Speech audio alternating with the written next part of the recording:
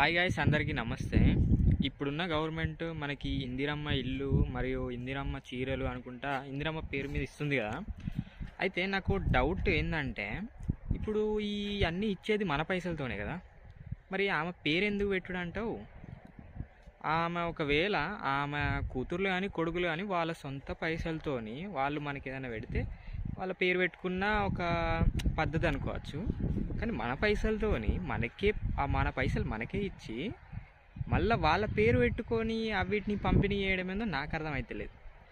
మరి దీనిపైన మీ ఒపీనియన్ ఏందో మరి కామెంట్ చేసి చెప్పండి. కామెంట్లో ఎవరేం చెప్తారో చూద్దాం. And thank you for watching. ఇలాంటి మరిన్ని వీడియోస్ కోసం సబ్స్క్రైబ్ చేసుకోండి మన ఛానల్ అయితే. హాయ్ గాయ్స్, అందరికీ నమస్తే. ఇప్పుడున్న గవర్నమెంట్ మనకి ఇందిరమ్మ ఇల్లు మరియు ఇందిరమ్మ చీరలు అనుకుంటా ఇందిరమ్మ పేరు మీద ఇస్తుంది కదా.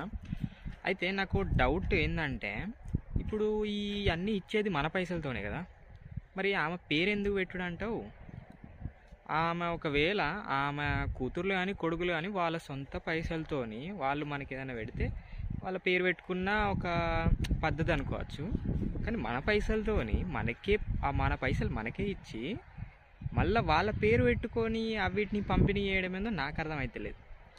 మరి దీనిపైన మీ ఒపీనియన్ ఏందో మరి కామెంట్ చేసి చెప్పండి. కామెంట్లో ఎవరేం చెప్తారో చూద్దాం. And thank you for watching. ఇలాంటి మరిన్ని వీడియోస్ కోసం సబ్స్క్రైబ్ చేసుకోండి మన ఛానల్ అయితే.